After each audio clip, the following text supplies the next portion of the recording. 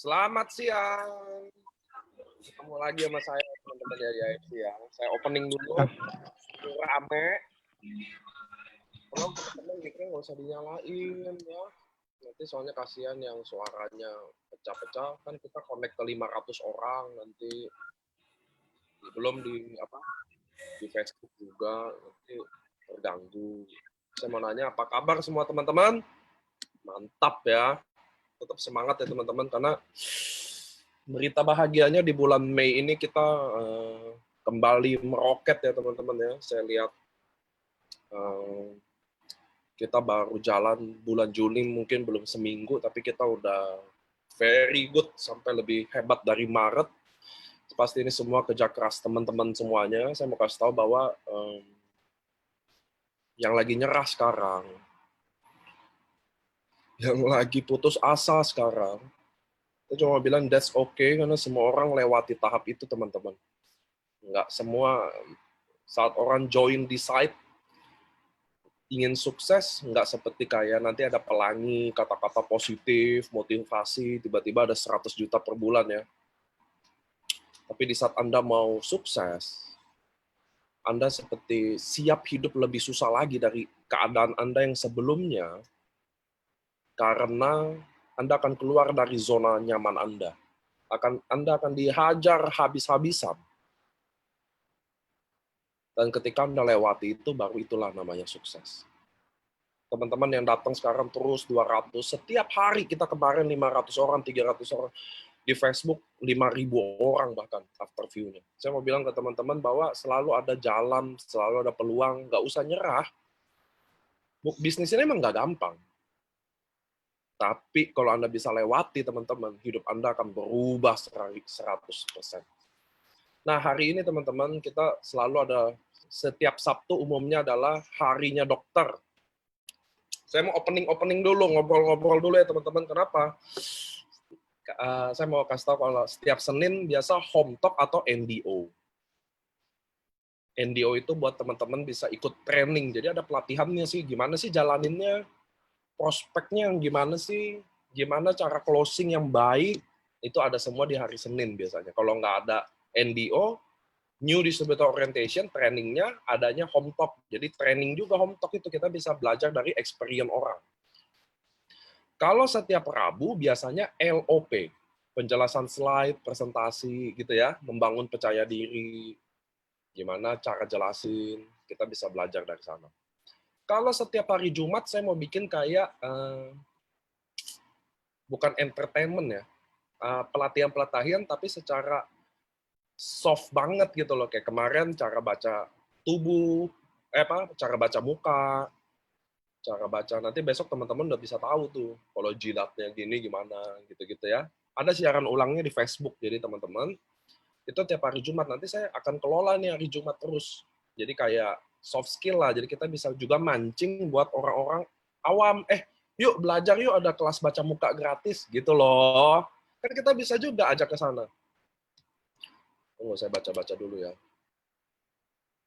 Nggak pernah, kalau pelatihan nggak pernah ada siaran ulang. Kenapa? Karena nanti kita sekarang teman-teman lagi jadi pusat perhatian. Banyak yang mau copy-copy kita, banyak yang mau manfaatkan kita. Kayak salah satu kayak produk juga banyak yang sekarang mengaku juga ya. Gampang lah, tapi kalau kalahin soalnya gampang lihat kalau udah made in Tangerang udah selesai, prinsipnya udah begitu. Jadi kalau training khusus untuk kita aja, nggak ada siaran ulang, datang atau nggak dapat, that's it. Nah hari ini Sabtu, setiap hari Sabtu umumnya dokter, dan dokternya selalu digilir. Nah hari ini kita bintang dokternya spesial banget, jujur aja dia spesial banget bagi saya. Dia salah satu direktur rumah sakit di Bali, yang salah satu rumah sakit yang terbesar, namanya Dokter Buana juga. Dokter Buana ya, mungkin teman-teman ada yang pernah ikut, ada yang pernah enggak. Setiap dokter punya style beda-beda teman-teman, jadi nggak bisa dipukul rata.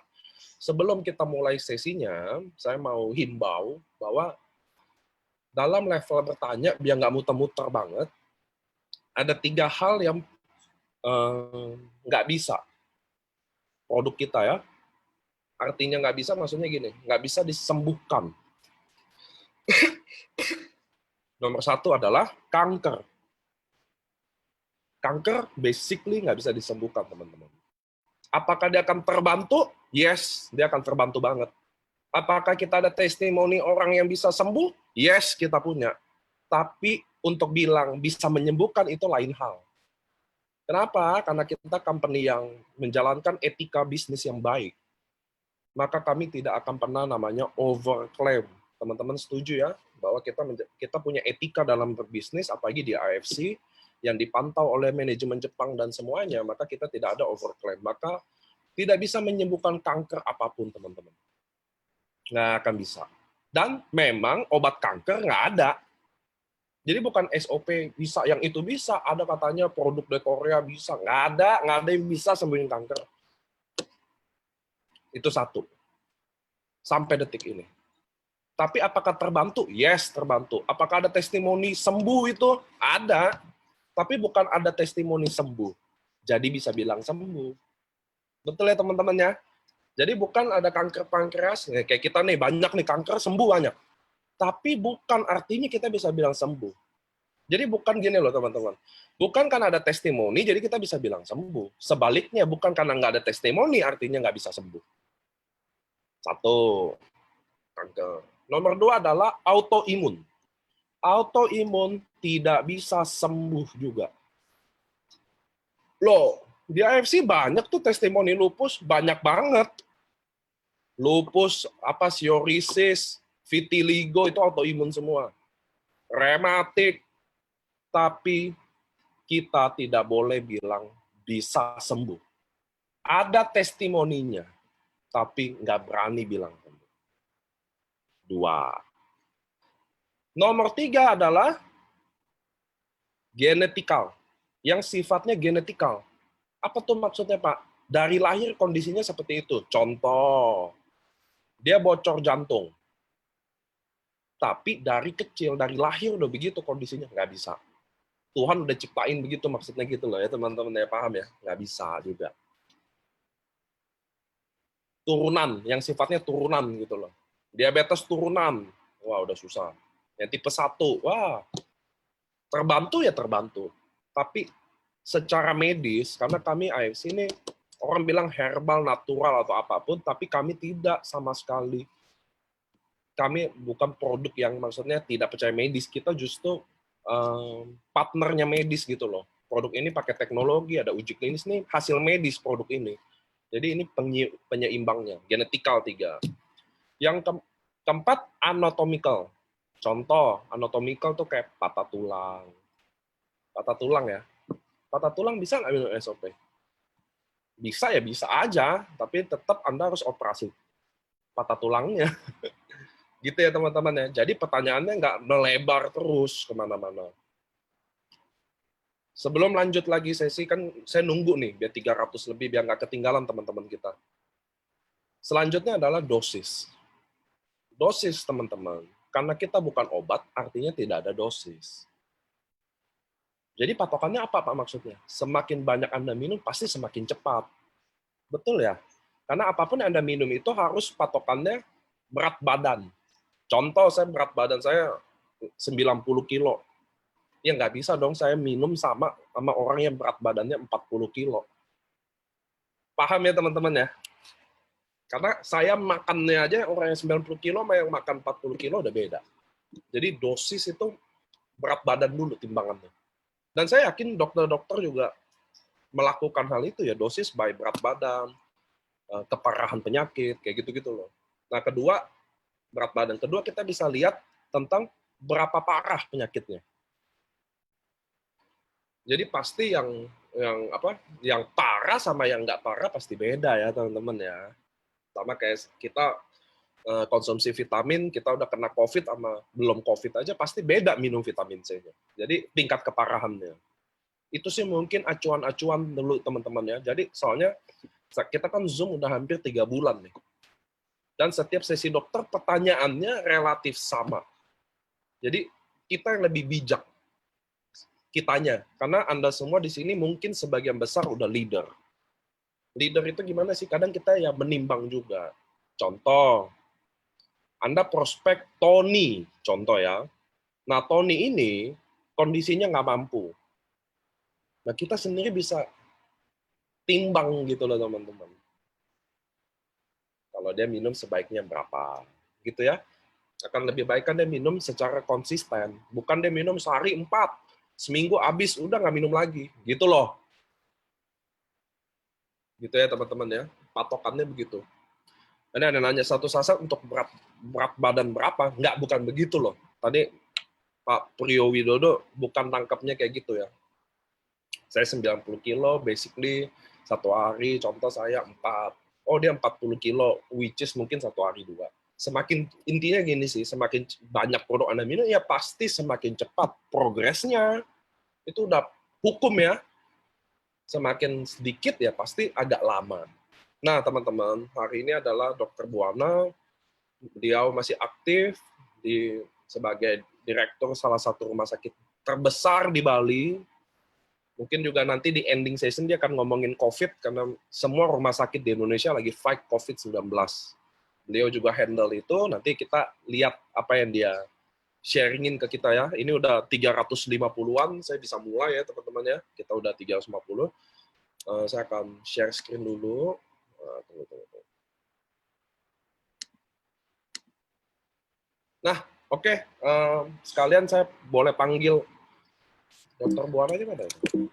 Dok? Ya. Oke. Oke deh, Dr. Buana, tempat dan waktu saya kembalikan ke suhunya ya. Ya, terima kasih Pak Niko. Selamat sore Bapak Ibu, ketemu kembali di acara yang sangat bagus ini ya. Kita sharing ya Bapak Ibu. Ya, saya perkenalkan ulang lagi ya. Nama lengkap saya Dr. Ngurah Buana. Saat ini tinggal di Denpasar ya.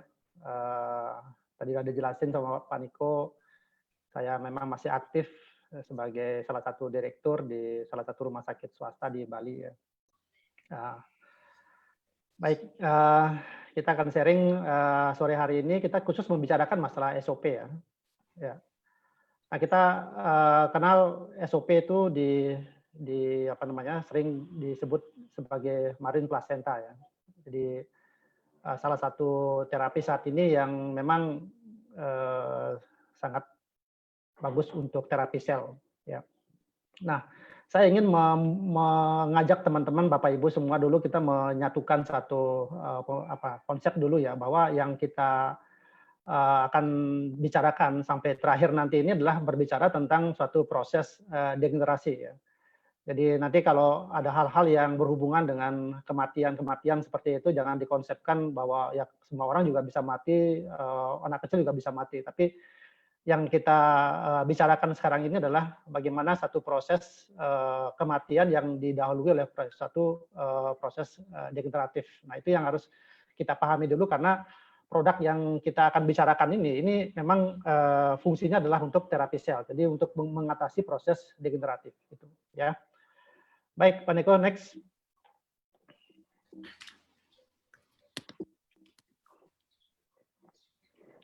Ya, Bapak Ibu, di slide ini kita lihat ya kenapa kita bisa mati gitu ya. Nah, dalam satu proses kehidupan pasti akan diakhiri dengan proses kematian, kan seperti itu ya. Jadi anak-anak baru lahir pun bisa mati, atau bayi dalam kandungan pun bisa mati. Nah, orang tua yang sudah tua pun gitu masih tetap hidup, tapi orang yang umur dewasa tiba-tiba bisa mati dan sebagainya. Jadi, nah sekarang yang kita ingin satu konsepkan di sini adalah proses kematian itu oleh karena apa. Nah, ini yang kita akan bicarakan sekali lagi, ini berhubungan dengan degeneratif ya. Oke, next Pak.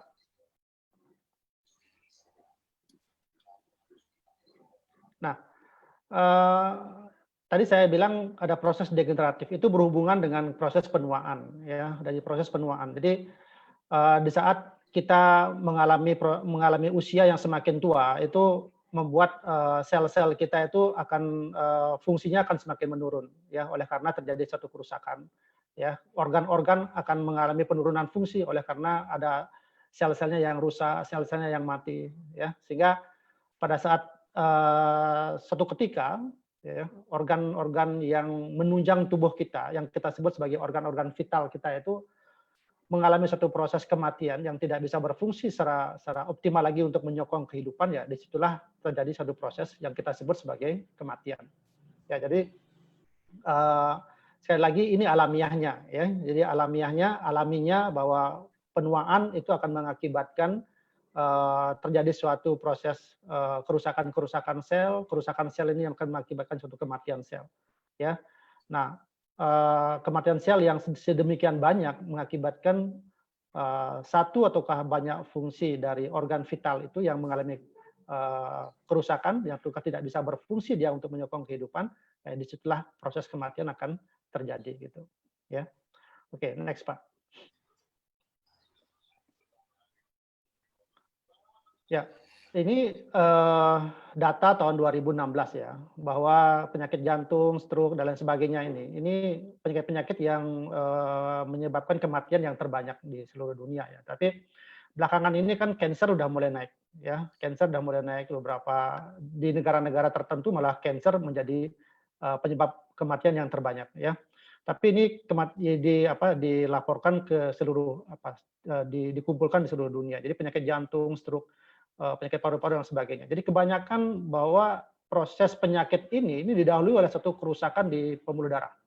Ya, sekali lagi kerusakan di pembuluh darah. Ya, kita sakit jantung pasti hubungannya ke pembuluh darah. Stroke juga demikian. Ya, tapi ada juga penyakit-penyakit infeksi seperti penyakit paru-paru. Ya, itu juga bisa menyebabkan satu proses kematian. Ya, misalnya juga ada diare, ya penyakit infeksi yang lain. Ya, kalau kecelakaan lain lagi urusannya. Ya. Jadi Bapak Ibu, yang kita harus jaga mulai saat ini adalah jagalah kesehatan kita terutama di pembuluh darah. Ya, karena itulah yang memegang peranan penting ya, bahwa seluruh sel kita, seluruh tubuh kita, organ kita itu membutuhkan apa? Yang pertama adalah oksigen ya, yang kedua adalah makanan, zat makanan yang memang untuk nutrisi sel kita. Semuanya itu dibawa oleh darah melalui aliran pembuluh darah. Jadi sekali lagi ini yang harus kita jaga ya untuk keberlangsungan hidup kita. Oke, next Pak.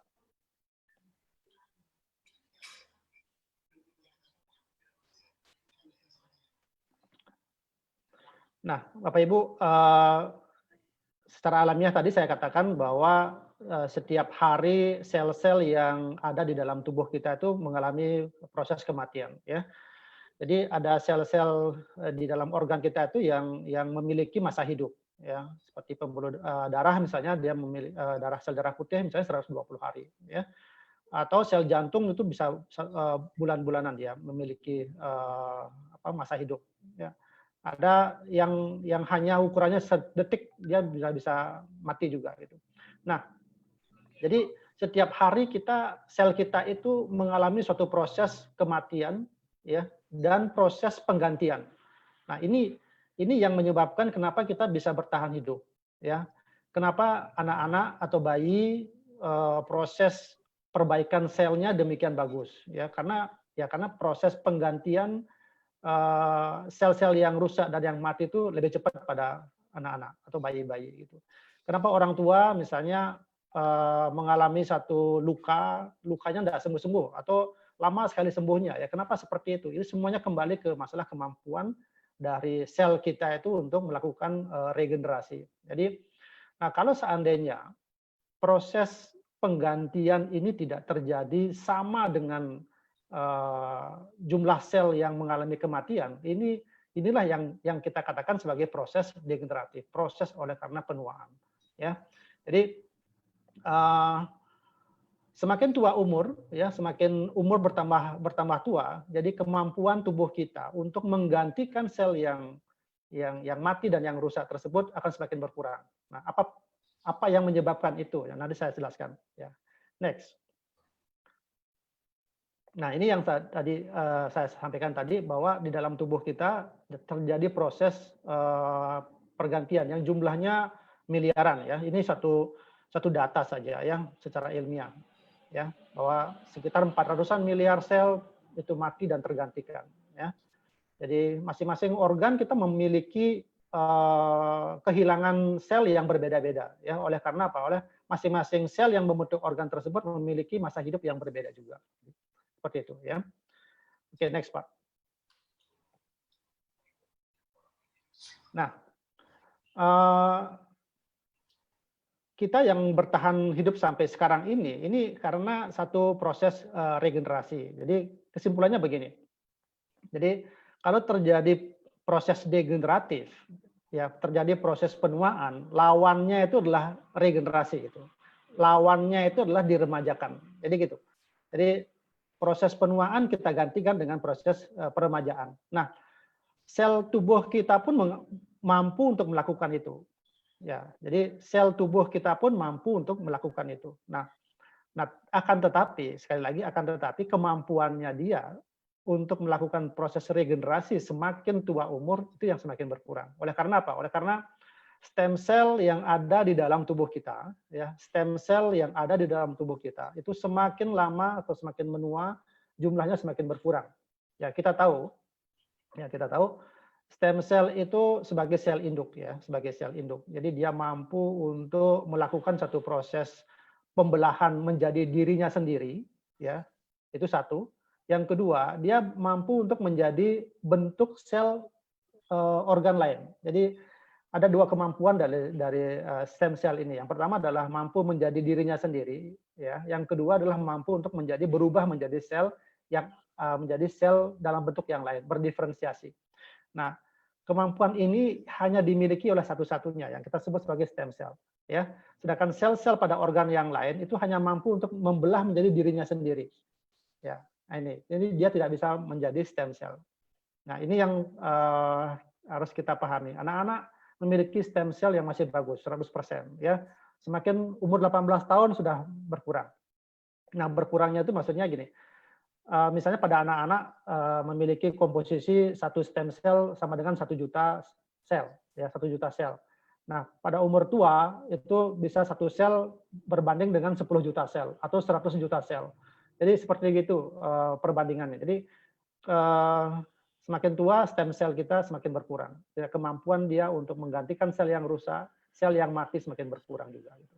Ya, oke. Untuk membuat organ tetap bekerja dengan baik, saya lagi kesimpulannya. Maka sel yang mati itu harus digantikan. Inilah sebagai proses regenerasi sel. Ya. Next, Pak. Nah, apa yang terjadi kalau seandainya tidak terjadi proses regenerasi? Ya, Bapak Ibu, kumpulan dari sel itu membentuk organ. Ya, jadi sel-sel jantung misalnya berkumpul membentuk organ jantung. Jadi sel-sel hati berkumpul menjadi organ hati. Nah, apa yang terjadi kalau seandainya sel-sel yang membentuk organ hati, organ jantung itu tidak diregenerasi itu, ya, sehingga apa? Organ tersebut tidak akan berfungsi dengan baik. Ya, kalau organ tersebut tidak berfungsi dengan baik, maka jaringan ataukah sistem-sistem yang berhubungan dengan sistem yang lain di dalam tubuh kita itu menjadi rusak, ya. Nah, rusak inilah yang mengakibatkan terjadi satu kegagalan. Kegagalan inilah mengakibatkan satu proses kematian. Jadi gitu ya. Nah, tapi organ vital kita kalau terjadi satu proses kerusakan, dia akan berakibat ke organ vital yang lain. Ya, bisa berdampak ke sana. Nah, kumpulan dari organ vital ini itu akan mempercepat satu proses kematian, ya. Jadi seperti itu. Next, Pak.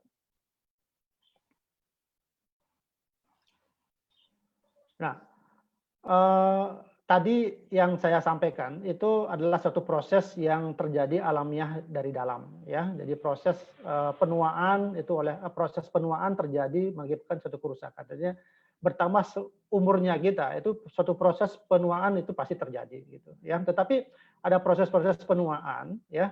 Proses penuaan akibat dari kerusakan sel itu yang bisa diakibatkan dari pihak luar, ya. Contohnya seperti ini. Next, Pak.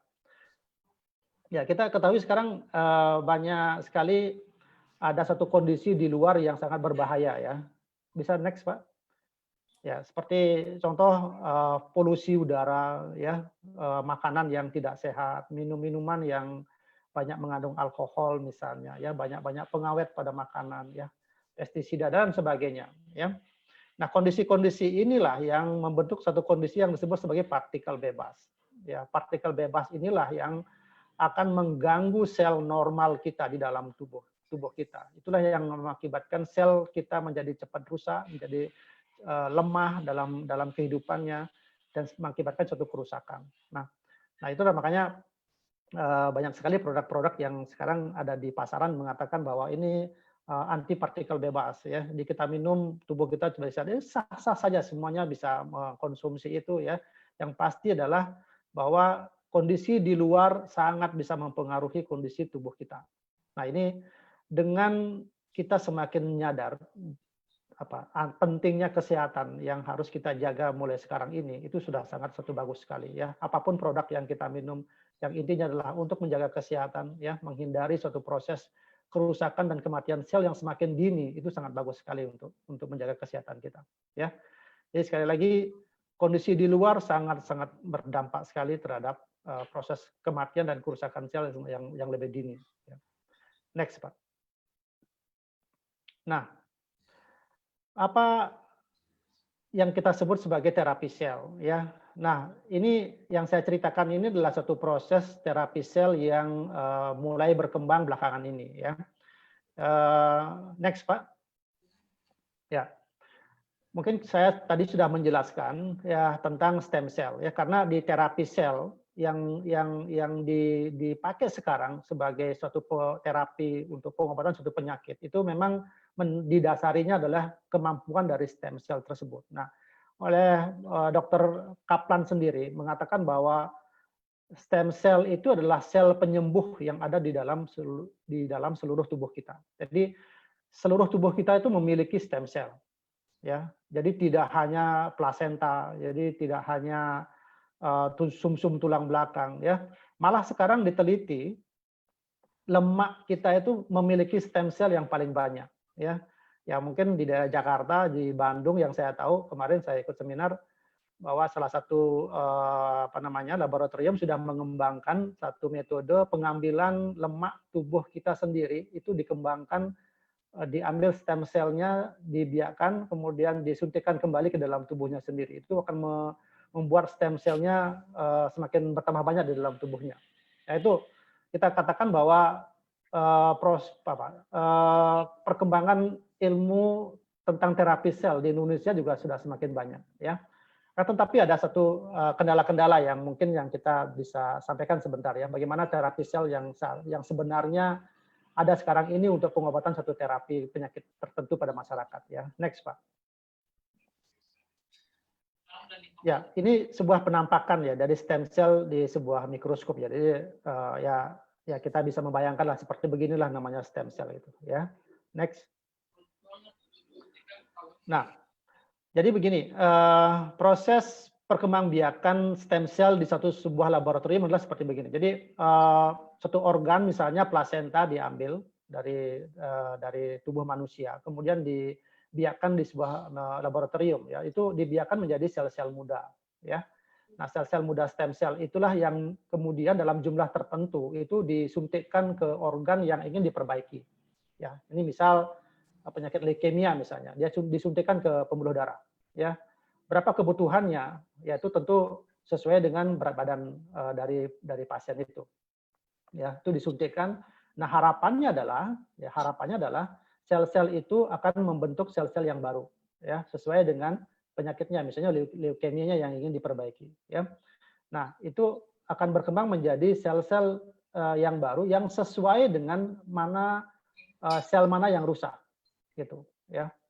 Nah, inilah yang bisa menggantikan sel-sel yang rusak tersebut sehingga fungsi dari sel-sel darah putih tersebut, misalnya leukemia tadi misalnya akan membaik lagi gitu ya. Sama prosesnya kalau seandainya pasien ada yang menderita gagal ginjal misalnya ataukah memiliki penyakit diabetes misalnya. Jadi stem cell-nya itu diambil, kemudian dibiarkan di laboratorium, kemudian terbentuk sel-sel muda, ya sel-sel muda. Jumlahnya itu akan disesuaikan dengan kebutuhan dari pasien tersebut, disuntikan ke pankreasnya begitu. Nah, jadi sel-sel muda itu akan membentuk sel-sel pankreas. Nah, dengan terbentuknya sel pankreas akan diharapkan, ini ngomongin diharapkan ya, belum satu kepastian ya. Kepastian maksudnya itu suatu proses. diharapkan akan membentuk sel-sel pankreas yang baru. Nah, sel pankreas yang baru inilah yang akan membuat organ pankreas tersebut bisa berfungsi kembali untuk menghasilkan insulin. Jadi insulin yang ada terbentuk kembali itu bisa menurunkan gula darah yang ada di dalam tubuh orang tersebut. Jadi seperti itu proses dari terapi sel ini gitu. Ya. Oke, next. Nah, ini yang saya katakan tadi bahwa sel-sel ini, sel stem cell ini yang bisa berkembang menjadi sel dewasa, ya, sel dewasa. Jadi akan bisa membentuk sel saraf, akan membentuk bisa sel jantung dan lain sebagainya. Ya, ini yang disebut sebagai stem cell. Oke, next. Nah, kalau stem cell tersebut tidak diperbaharui ataukah tidak ditambah, ya, maka terjadilah suatu proses-proses penuaan yang mengakibatkan suatu proses degeneratif. Penyakit degeneratif yang kita kenal ya banyak sekali, ada stroke, jantung, ya, Alzheimer, diabetes mellitus, kelumpuhan dan sebagainya, ya. Nah, ini kenapa terjadi seperti begini ya? Karena tadi saya sampaikan ya dari umur 18 tahun bahwa stem cell sudah mengalami penurunan baik jumlah maupun fungsinya. Nah, kalau kerusakan ini kita tidak perbaiki berlanjut sampai akhirnya menimbulkan satu proses kematian. Inilah yang harus kita cegah dari sekarang, ya. Next. Nah, apa kegunaan dari stem cell ini, ya? Tadi sudah saya jelasin. Next, Pak. Ya, jadi proses regenerasi ini bisa terjadi, ya. Jadi dengan adanya stem cell atau terapi sel ini, proses regenerasi itu bisa akan terjadi, ya. Jadi mana organ yang mau diperbaiki, ya, yang mengalami sakit keras misalnya atau penyakitnya tidak bisa disembuhkan dengan cara yang lain, hanya bisa dengan terapi sel ini. Jadi kegunaan dalam stem cell ini adalah pada saat kita ingin memperbaiki sel yang bermasalah pada organ tersebut. Jadi seperti itu, ya. Next. Nah, Bapak Ibu, terapi stem cell di pasaran ini memang sangat mahal, ya. Memang sangat mahal. Kenapa mahal? Ya karena tadi saya sampaikan jumlah sel yang ingin ditumbuhkan ya, di dalam laboratorium tersebut sesuai dengan organnya, ya, sesuai dengan organnya. Kemudian sesuai dengan berat badan tubuhnya. Pak Niko tadi bilang, ya, berapa kebutuhan kita minum SOP itu sesuai dengan dengan besarnya badan juga. Artinya apa? Dengan berat badan dari pasien itu. Jadi gitu. Jadi semakin berat badan dari pasien tersebut berat, artinya berat badannya tinggi, maka kebutuhan sel yang dibutuhkan untuk terapi penyakit pada organ tersebut pasti akan lebih tinggi. Akibatnya apa? Biayanya pun pasti akan lebih tinggi. Karena gini ilustrasinya. Jadi laboratorium itu untuk menghasilkan satu sel itu biayanya sekitar Rp1 sampai Rp1,5 per satu sel. Nah, masalahnya adalah kebutuhan untuk perbaikan organ tersebut membutuhkan jutaan sel per kilogram berat badan masalahnya. Disitulah yang mengakibatkan kebutuhan untuk terapi selnya itu sampai ratusan juta. Ratusan juta dikalikan 1 juta, maaf, dikalikan Rp1 itu sudah ratusan juta. Ya. Jadi itulah yang mengakibatkan maka terapi sel ini yang seperti ini itu memang mahal. Ya. Kemudian pasien juga mengalami satu sakit yang luar biasa. Ya.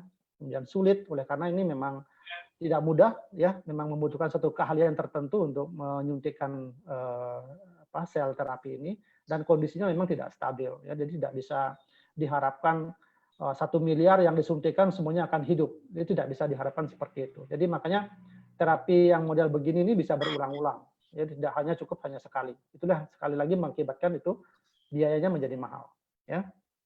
Oke, next Pak. Nah, sekali lagi itu tadi saya katakan bahwa terapi sel yang model seperti ini mahal, ya, tidak stabil, sakit dan sulit, ya. Mungkin di bawahnya lagi bisa kita bilang mahal gitu, ya. Ya, jadi memang mahal sekali, ya. Jadi tidak semua masyarakat yang mengalami masalah seperti begini bisa kita lakukan untuk bisa mencapai terapi yang seperti begini, ya. Tidak semua masyarakat mampu untuk melakukan terapi sel, ya. Next. Nah, ada satu alternatif terapi stem cell yang sekarang kita ketahui ya. Next, Pak. Ya, ini. Jadi SOP 100 yang kita kenal sekarang ini yang sudah Bapak Ibu konsumsi, mungkin ada yang baru 1 bulan, ada yang sudah 6 bulan, ada yang sudah setahun misalnya. Ya, kita sudah kenal produk ini ya. Apa perbedaannya dengan terapi sel yang tadi saya sebutkan ya. Dari sisi harga ya, dari sisi harga kalau kita bandingkan di sana saya tadi ngomongin ratusan juta ya, bisa ratusan juta. Ini satu boxnya ya kita sudah tahu sendiri berapa harganya ya. Itu dari sisi harga ya. Yang kedua dari sisi bagaimana caranya memasukkan ke dalam tubuh ya. Tentu ini sangat mudah sekali ya. Ada yang cuman langsung dicampur sama air, langsung diaduk, diminum. Atau ada yang mengkonsumsinya dengan jalan ditaburkan di bawah lidah dengan melihat kemampuan ada pembuluh darah yang ada banyak di dalam di bawah lidah tersebut. Ya silakan saja. Nah, tapi kalau misalnya terapi sel yang tadi itu hanya dilakukan oleh orang-orang tertentu saja, ya. Jadi harus memiliki keahlian tertentu gitu, ya. SOP rasanya enak, ya. Rasanya enak, diminumnya pun dengan rasa lega begitu. Tapi kalau kita terapi sel, sakitnya luar biasa. Itu ya ini salah satu perbedaan-perbedaan yang saya katakan ya bagaimana kita menjalani terapi sel yang seperti itu dengan cara sekarang alternatif SOP yang sudah ada sekarang ini, tapi sama-sama memang mendapatkan satu manfaat yaitu regenerasi sel. Ya, kalau ini lebih mudah, ini lebih murah, kenapa kita nggak memakai yang ini? Ya, dan buktinya memang sampai saat ini sudah sudah jutaan masyarakat yang sudah mengkonsumsinya. Ya, itu hasil dari perjuangan dari Bapak Ibu sebagai member untuk menyampaikan informasi ini yang baik sekali kepada masyarakat yang sama-sama membutuhkan. Ya, next Pak. Ya, SOP ini sudah dipatenkan, ya sudah dipatenkan, artinya fungsinya memang benar-benar untuk itu. Jadi yang kita kenal misalnya sekarang ada paracetamol ya. Paracetamol patennya adalah untuk penurun panas.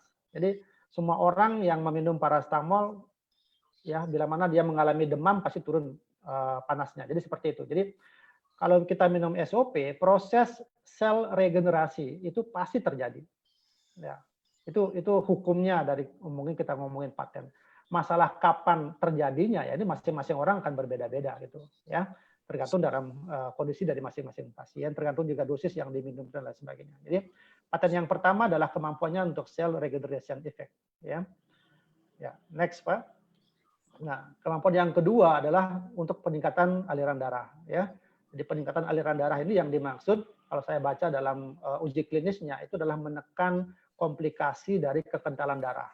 Ya, makanya banyak pasien yang dengan kondisi darahnya kental oleh karena kolesterolnya tinggi, oleh karena gula darahnya tinggi, ya, trigliseridnya tinggi dan kondisi-kondisi yang lain mengakibatkan kekentalan darah itu dengan meminum SOP ini bisa mengendalikan komplikasi dari akibat dari pengentalan darah tersebut. Jadi peningkatan aliran darahnya dipercepat. Jadi seperti itu. Itu kemampuannya. Ya. Ya. Paten yang ketiga untuk terutama masalah ke kulit ya. Jadi tapi di uji klinisnya di sini hanya untuk peningkatan menghindari kerutan kulit. Jadi gitu. Ya. Nah, oke dok. Oke. Paling ini ya, kita ya. bahas COVID dulu ya sebelum Q&A kali ya dok. Oke, boleh Pak Niko. Ya. Baik. Mungkin saya aja yang nanya mewakili teman-teman ya, nanti. Ya, silakan Pak Niko. Apa teman-teman juga bisa ikut sih sambil nanya. Soalnya nanti kalau pertanyaan takutnya orang nanya medis dulu. Soalnya saya mau nanya sih dok soal COVID-19 ini sebenarnya bahaya apa enggak sih? Karena ada yang bilang gini, sebenarnya nggak terlalu bahaya, cuma tingkat penularannya cepat banget. Dan kalau ada penyakit bawaan itu yang bisa jadi bahaya. Terus mungkin ke situ dulu ya dok ya. Terus kayak dokter di Bali tuh gimana sih dok? Maksudnya COVID-19 tuh keadaan di Bali gimana sih dok? Ya, baik. Saya jawab pertama dulu ya Pak Niko. Masalah bahaya atau tidaknya tuh saya katakan ini bahaya.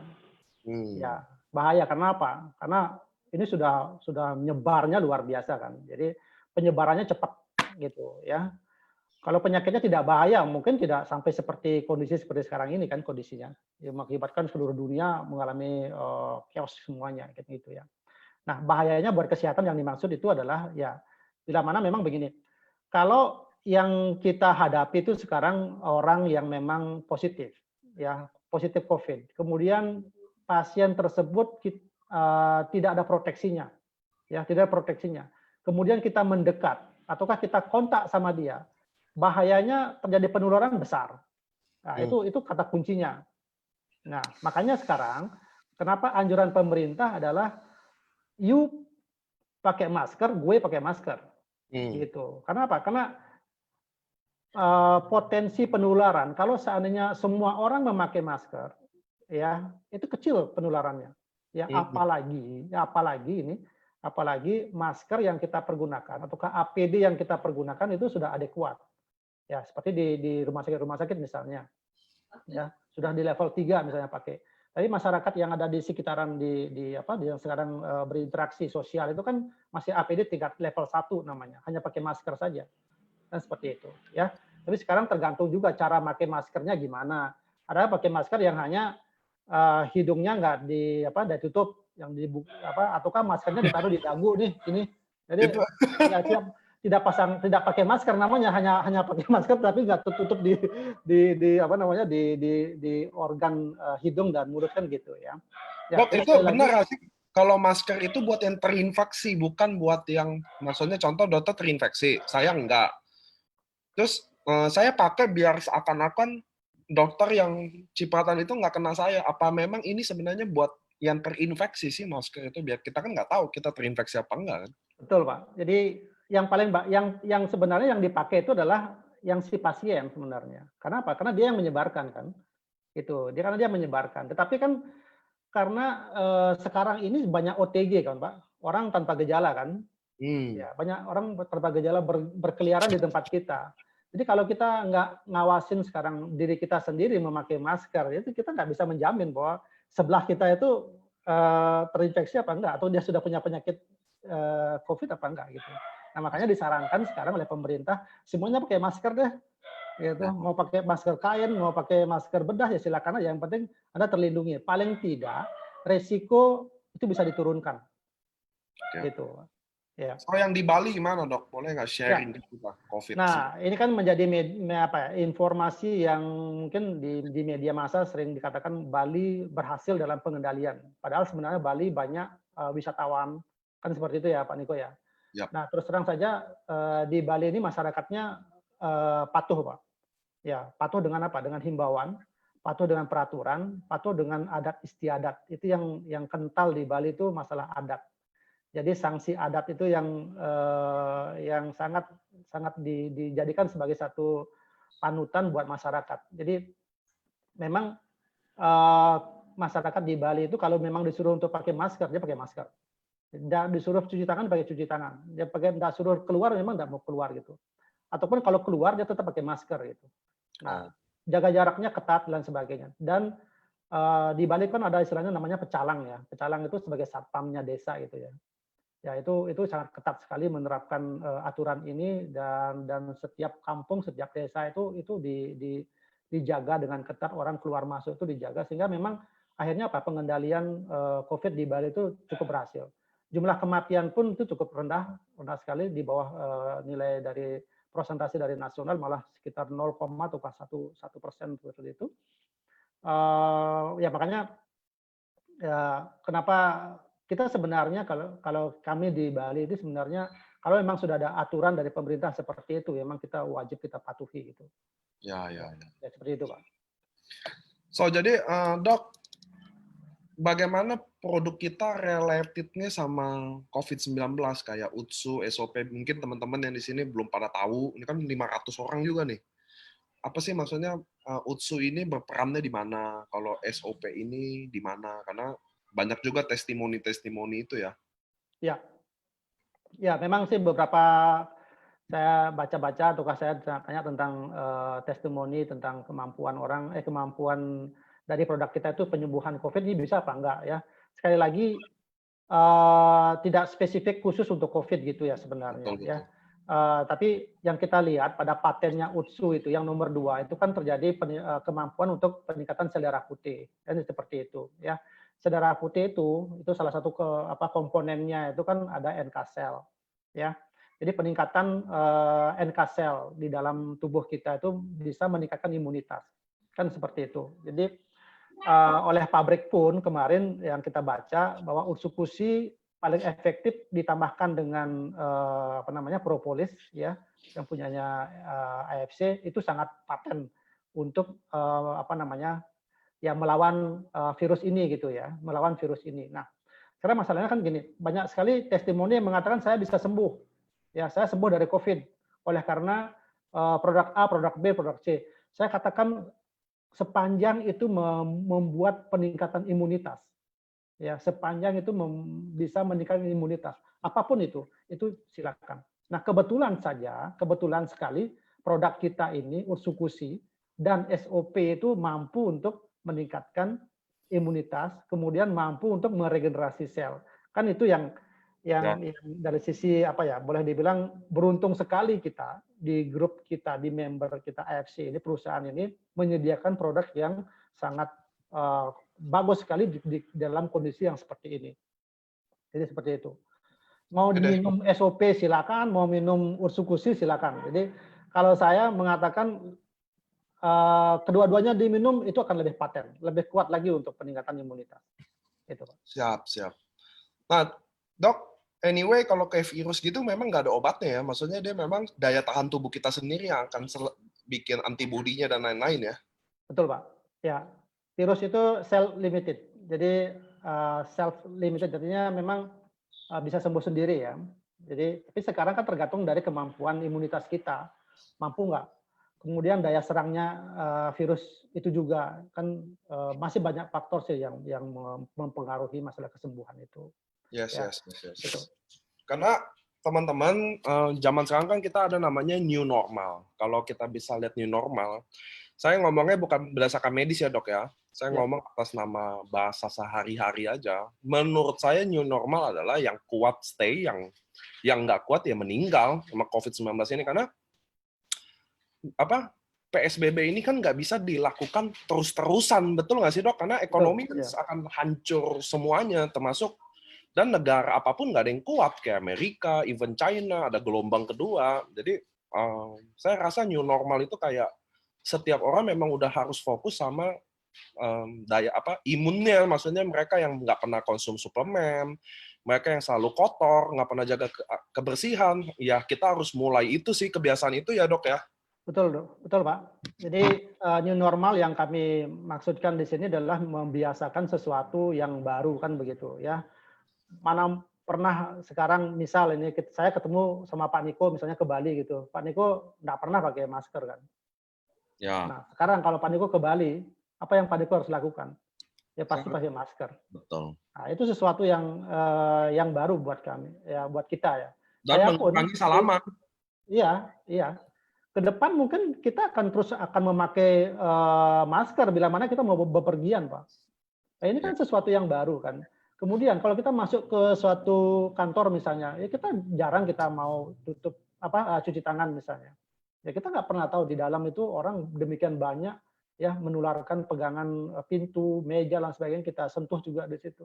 Ya ini sesuatu yang baru dan itu memang kita harus lakukan ya untuk seluruh masyarakat. Nah, tadi Pak Niko kan bilang siapa yang bertahan dia akan hidup. Siapa yang tidak bertahan dia tidak akan meninggal. Itu memang herd immunity-nya ada di sana memang. Menyerahkan Anda mau sehat silakan lakukan atau Anda mau bertahan silakan lakukan sesuai dengan perintah pemerintah gitu. Kalau Anda tidak mau bertahan ya silakan. Itu resikonya buat Anda. Ya, ini memang harus dilakukan seperti itu, Pak. Oke, kita masuk ke sesi pertanyaan ya teman-teman ya. Kita nggak selalu lama, jadi saya akan mulai bacain pertanyaan, nanti Dr. Buana akan jawab. Kalau ada pertanyaan yang bisa saya jawab dulu. Kalau yang sangat medis, saya akan balikin ke Dr. Buana. Ini ada dari Yanti tadi bilang gini. Kalau cancer belum ada obatnya, lalu apa arti anti-tumor? Anti-cancer yang tertera dalam flyer Utsukushi. Di flyer Utsukushi itu anti-tumor ya. tumor itu belum selalu artinya cancer loh teman-teman.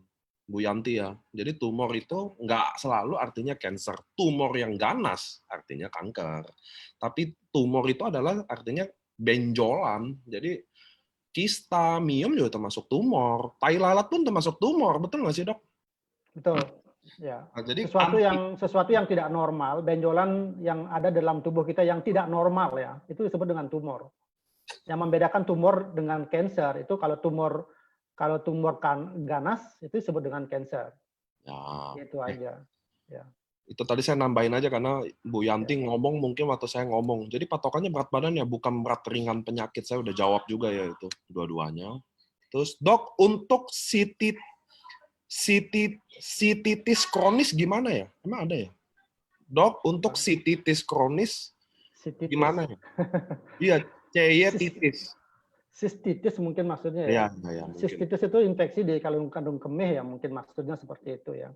Ya sepanjang itu merupakan suatu infeksi, saya kira obatnya adalah antibiotika, itu pasti ya.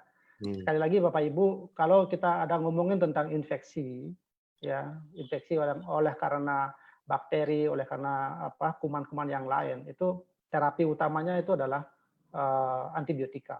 Ya. Yes. Nah, produk kita itu suportif. Ya, mempercepat proses penyembuhan. Oleh karena apa? Imunitas kita ditingkatkan. Nah itu ya. Jadi jangan membalikkan. Ya sekali lagi kan tadi Pak Niko bilang kalau memang ini nggak bisa diobatin, kita jangan overclaim. Kita katakan enggak, tapi kita bisa mensupport, ya mempercepat proses. Betul. Itu ya.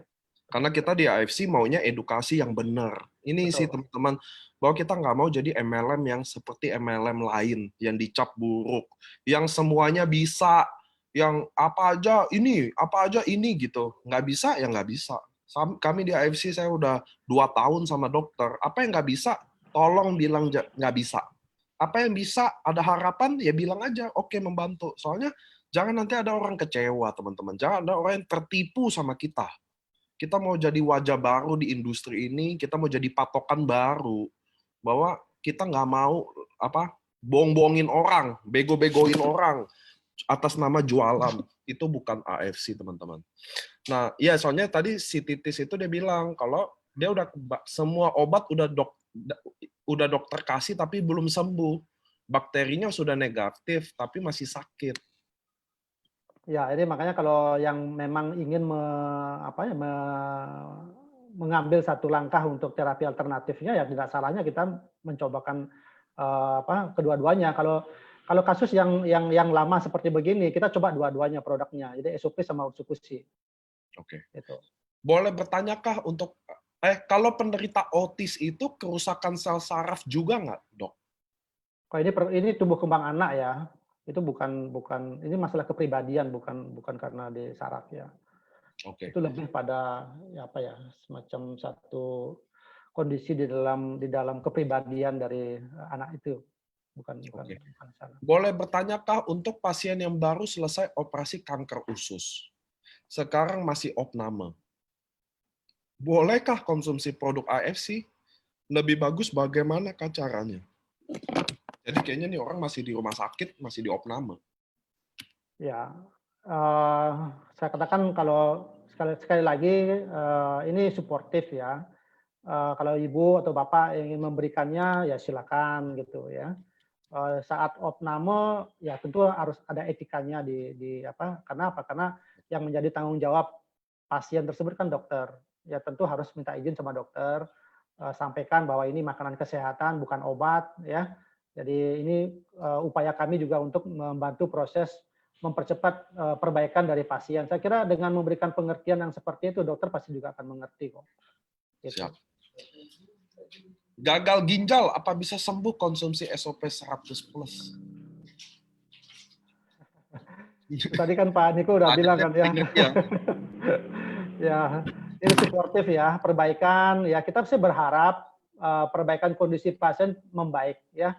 Dok, ada kemarin misalnya gini, dia cerita, dok kreatininnya 11, sekarang 2 bulan minum SOP menjadi 4 seperti itu. Nah ini HD-nya dihentikan apa enggak? Wah, saya masalah menghentikan HD ya nggak bisa dari saya dong gitu kan, atau ya. Itu silakan ke dokternya. ya dokter pasti akan mengetahui, oh ini pasien sudah membaik, ya tetapi tidak benar-benar sembuh. Karena apa? Karena kreatininnya nggak pernah mencapai yang normal kan. Ya, dan kondisi-kondisi yang lain tentunya menjadi pertimbangan dari dokter. Tapi perbaikan kondisinya pasti terjadi.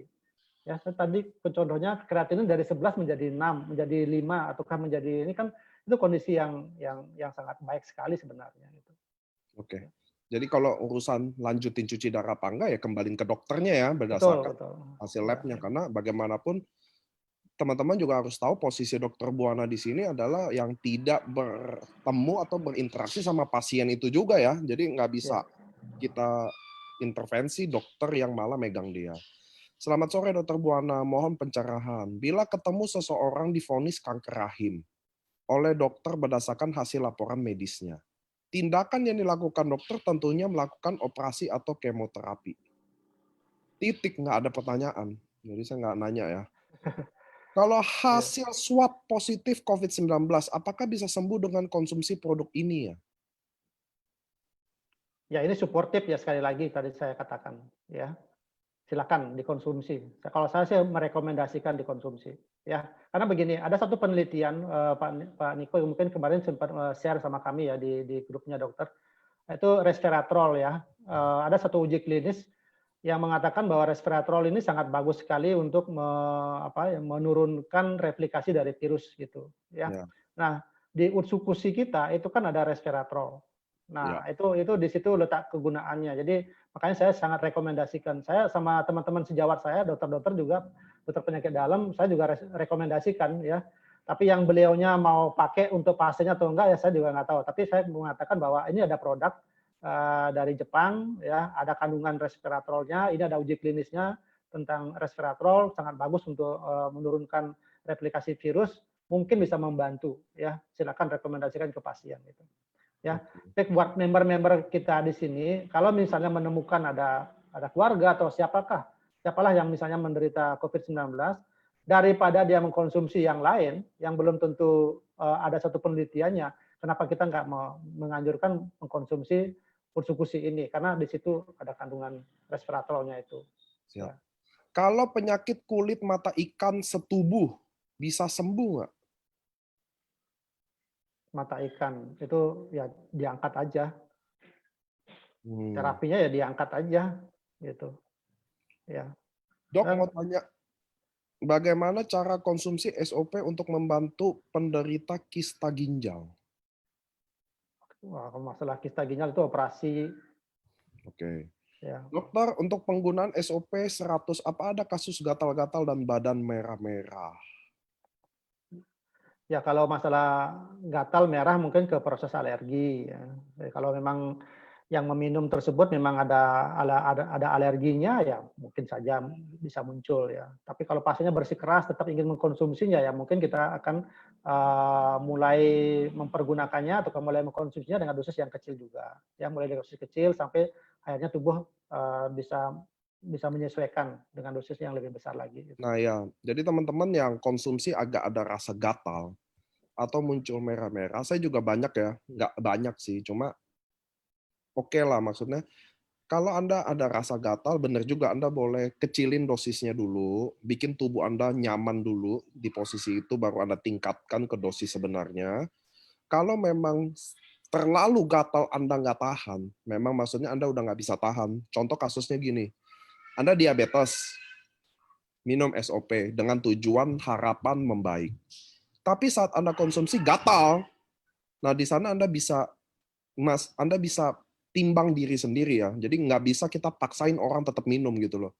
Teman-teman yang timbang, apakah maksudnya gini, oh gue minum SOP gatal, tapi harapan diabetes Anda lebih lebih punya harapan tentunya, atau ah ya udah gue nggak mau gatal, ya udah nggak minum, tapi ya Anda akan tetap di posisi itu. Jadi teman-teman yang timbang, kalau Anda bisa tahan seminggu 2 minggu, rata-rata sih seminggu 2 minggu ya.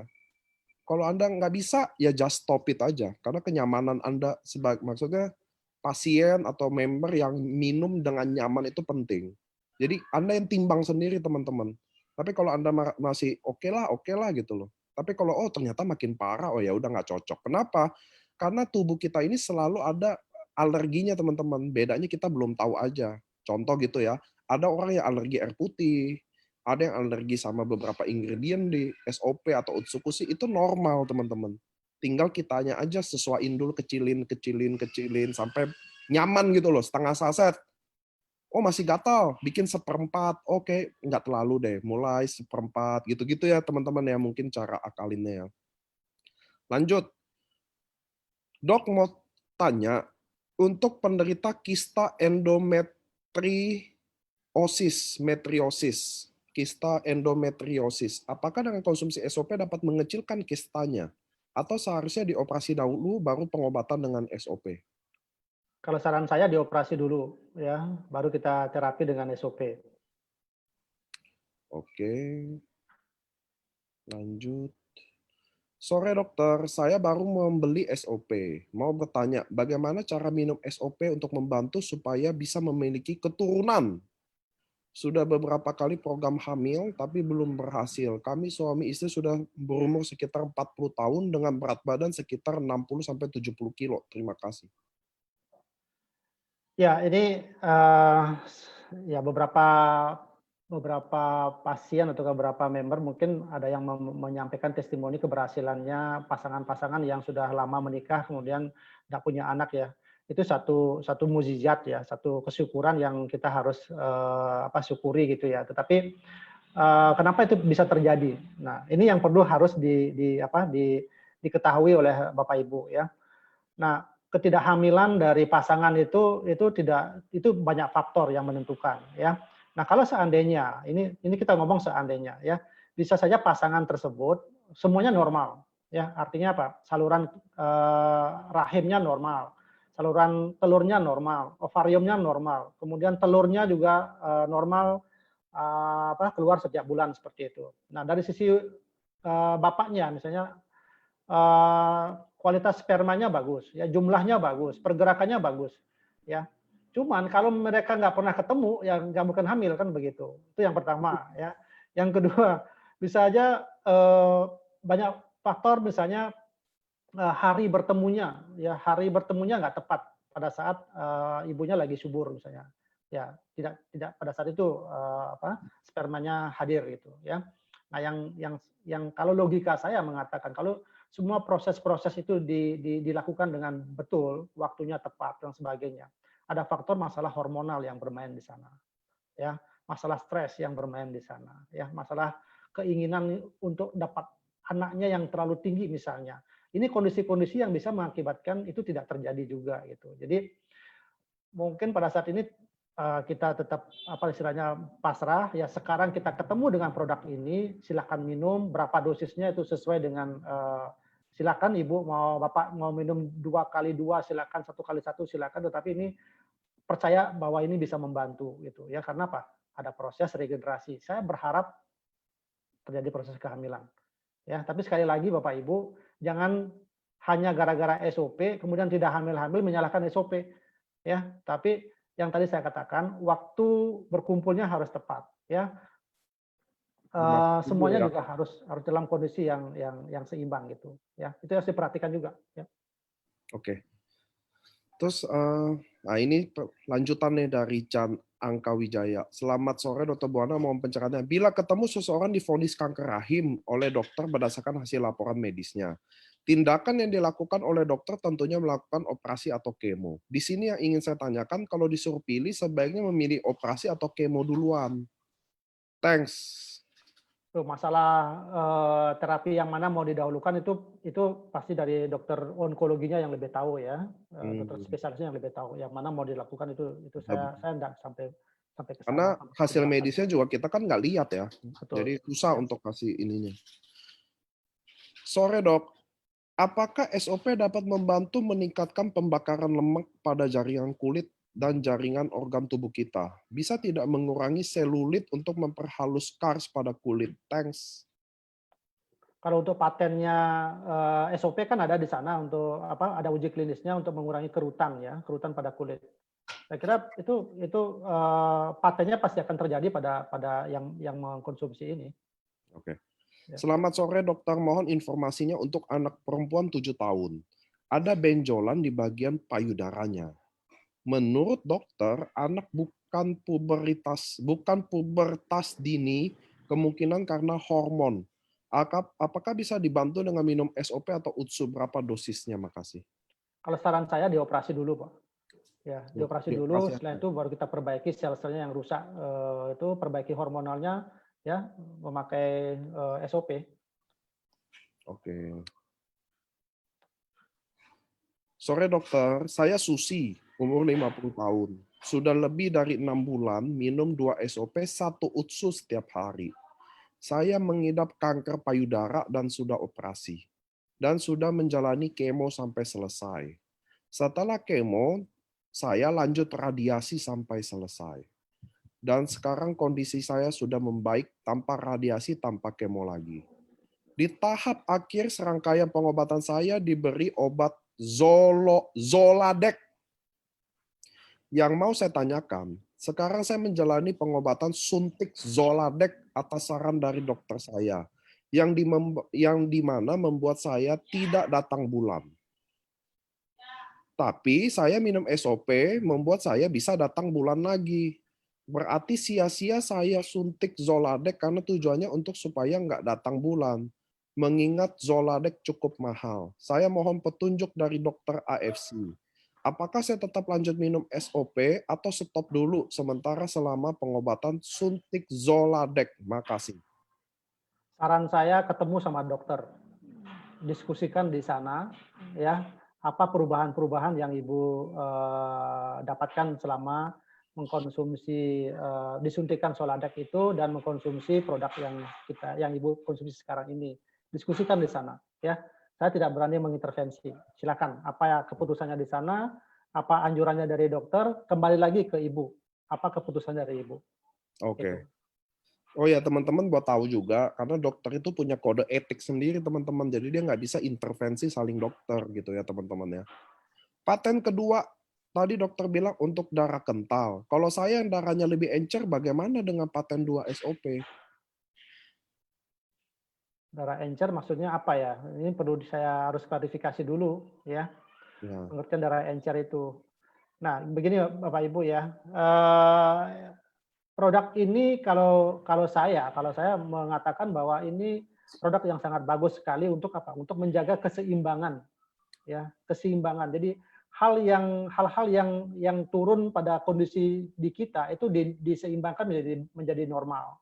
Yang tinggi itu dinormalkan menjadi lebih turun gitu. Jadi boleh dibilang ini produk yang aneh. Kalau bilang aneh maksudnya memang bagus gitu ya untuk kesehatan kita gitu. Jadi kalau tadi Ibu mengatakan apa namanya untuk darah kita yang encer, ya. Jadi pada saat encer misalnya oleh karena HB-nya turun gitu ya, oleh karena HB-nya turun. Nah di saat HB-nya turun itulah yang diperbaiki oleh SOP ini gitu ya. Jadi dibentuk lagi HB yang lebih bagus lagi sehingga darah yang encer itu menjadi tidak encer lagi gitu. Jadi itu di situ letak kerjanya dari SOP ini gitu. oke. Ada yang nanya, buat yang terserang HIV minum apa dok? HIV. Kalau saya sarankan kedua-duanya. Oke. Selamat sore dokter, kalau untuk menghadapi miom, mana yang lebih tepat, SOP atau Utsukushi? Kedua-duanya. Untuk penderita autoimun, apakah SOP aman? Karena kan menaikkan imunitas. Apakah SOP ini bersifat imunodulator? Karena setahu Bukan. saya penderita autoimun Ya. tidak boleh minum yang bersifat imunodulator. Bukan, ini sekali lagi ini menyeimbangkan ya. Jadi bukan menaikkan ya, sesuatu yang sudah naik dinaikkan, sesuatu yang sudah turun diturunkan, bukan. Ini menyeimbangkan. Itu satu pengertian yang memang harus tertanam sama diri kita ya. Jadi kenapa imunitas tadi memang benar ya Pak Niko bilang bahwa imunitas penyakit apa imun Autoimun. ya, penyakit imun itu memang tidak bisa disembuhkan ya, memang tetapi bisa dikendalikan saya bilang tadi ya. Inilah SOP inilah yang bisa mengendalikan kondisi itu semuanya. Nanya dokter, apakah relevansi antara SOP dengan nitric oxide tanks? Interaksi antara SOP, SOP dengan saya nggak nitrit ngerti oxide. apa itu maksudnya. Oke. Ya. Alhamdulillah kita sudah ada di tempat yang benar. Oh ini ada yang minta dibacain. Dokter dan Koniko, ini kenyataannya yang saya alami di Februari akhir, batuk kering dan rada sakit tenggorokan seperti tertusuk-tusuk, hanya nggak demam. Untungnya saya pakai masker bahkan di dalam rumah, juga konsumsi SOP, Maret pertengahan sudah sembuh. Oh ya, makasih. Ya, Buling. Harus mudah-mudahan sehat terus. Statement di atas ini benar atau tidak? SOP dan UTSU adalah antioksidan dan anti-inflamatori via regenerasi dan tingkat imun. Statement ini benar atau tidak? Ya, sebagai antioksidan ya. Sebagai antioksidan, sebagai antiinflamatori juga iya ya, karena ada kandungan-kandungannya di sana. Apa yang membuat Dr. Bola mengkonsumsi SOP, bahkan menjalankan bisnisnya? Mungkin share kesaksiannya, Dok. Karena saya dapatkan kesehatannya. Itu yang pertama ya. Jadi sangat buat saya kalau produk itu memang membuat kami sehat. Jadi karena kami di keluarga memang semuanya mengkonsumsi ya, termasuk orang tua saya, mertua dan sebagainya ya. Itu konsumsi semua. Dan mereka dapat kesehatannya. Ya kenapa saya tidak membuka diri untuk menyampaikan ini kepada semua orang gitu, walaupun saya dokter ya. Dokter yang lain, teman-teman sejawat yang lain juga banyak yang bergabung di sini dan mereka terbuka untuk menyampaikan manfaat dari produk ini. Ya, sekali lagi saya mendapatkan manfaatnya, istri saya, anak saya, ya mertua, orang tua saya juga semua dapat manfaatnya. Itu yang membuat saya akhirnya memang fokus untuk mensupport perusahaan ini, memberikan informasi ini seluas-luasnya kepada masyarakat. Dulu anti MLM juga nggak, Dok? Betul. Saya tahun 2005 diajak sama teman ya, MLM saya lari-lari. Tapi Kalau bergabungnya kalau ya, Dok. bergabungnya saya di sini pertama karena produk. Ya, pertama karena produk. Itu sebenarnya. Kalau kutil-kutil kecil di leher karena usia, apakah bisa hilang, Dok, pakai SOP atau UTSU? Banyak nih loh saya nih. Banyak memang yang mengatakan langsung luruh gitu ya, langsung Ya benar, lepas-lepas begitu rontok loh ya, itu. ya, rontok juga gitu. Ya diminumin aja gitu ya. Apa namanya? Ya itu satu proses yang tidak disangka-sangka bisa menyembuhkan itu. Ada pasien yang di kulit tangannya suka melepuh dan kempes, mengeluarkan darah. Itu sakit apa ya, dokter? Dan sebaiknya minum SOP atau UTSU? Saya nggak tahu sakitnya apa, ya karena saya nggak lihat pasiennya ya. Kalau untuk perbaikannya sih minum SOP aja. Nih, ya ada pertanyaan. Ini saya bisa jawab nih, Alwakwi. Kenapa UTSU meningkatkan imun, tapi yang lain menyebut menyeimbangkan imun? Kebenarannya bagaimana? Jadi kami ada uji klinisnya bahwa dia meningkatkan darah putih ketika terjadi leukopenia. Artinya sel darah putihnya turun, bukan menaikkan di saat naik. Itu sih, Pak. Ini saya nggak tahu Ibu Alia atau Pak Alia Kui ya. Jadi di uji klinisnya itu yang turun yang dinaikkan. Gitu loh. Ada, nanti saya kasih tuh uji klinisnya. Bahkan Anda bisa lihat tuh di slide. Anda lihat tuh yang uji klinis darah putih itu dinaikkan, itu terjadi waktu leukopenia. Saya nggak tahu bahasa tepatnya tuh. Dokter. Leukopenia ya, Ya, jadi ketika turun yang dinaikin, bukan yang naik jadi naik. Dok, kalau untuk anak Down syndrome gimana? Kalau itu keturun apa ya? Itu sudah kelainan genetik, Ya. itu nggak bisa. Ya, soalnya saya juga ada adik yang Down syndrome, Bu Ika. Jadi anak-anak Down syndrome ini kan dari genetikalnya ya, yang kromosomnya bermasalah. Ya. Jadi kelainan, jadi dia sehingga begitu. Adik saya minumin bukan harapannya jadi normal, karena nggak akan bisa, teman-teman. Cuma adik saya itu saya minumin karena orang-orang yang Down syndrome umumnya dia dekat sama jantung sama tiroid. Entah kenapa. Karena kami juga, saya selalu terapi setiap hari ya. Maksudnya mereka tuh rentan sama penyakit yang jantung sama tiroid. Nah, jadi saya kadang minumin bukan buat Down syndrome-nya, tapi saya minumin buat dia at least lebih susah deh terserang penyakit yang seperti itu. Itu saya ya, Bu Ika, itu pengalaman pribadi, makanya saya bisa jawab. Saya punya adik Down syndrome.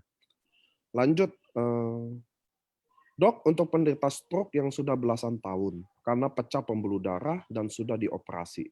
Saat ini kondisi perlu bantuan orang lain, bicara terbatas dan tidak bisa jalan. Dengan mengkonsumsi SOP itu, apakah artinya sel sarafnya masih bisa diperbaiki?